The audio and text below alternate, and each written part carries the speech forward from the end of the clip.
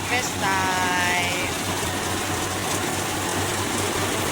Bye-bye, bye-bye. Bye-bye, bye-bye, bye-bye.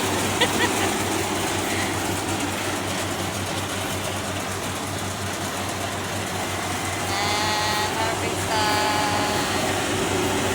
Yay!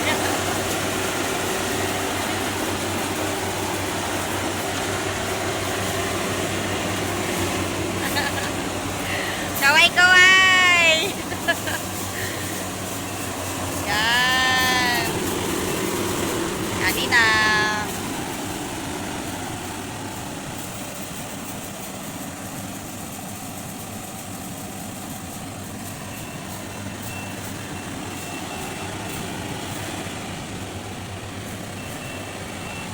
Harvest time.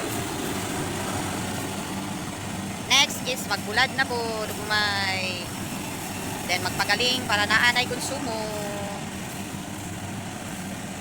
Yan. Medyo dalim ang maging farmers. Init, ulan, sa gubangon. Para naalang jud tay pagkaon sa adlaw-adlaw.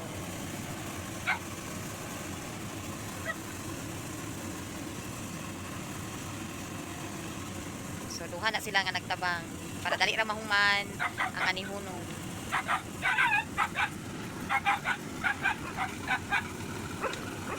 Shout out sa Giyang Ed Ramos na maoy na ning kamot, nakatiman o nag-harvest karon sa basakan.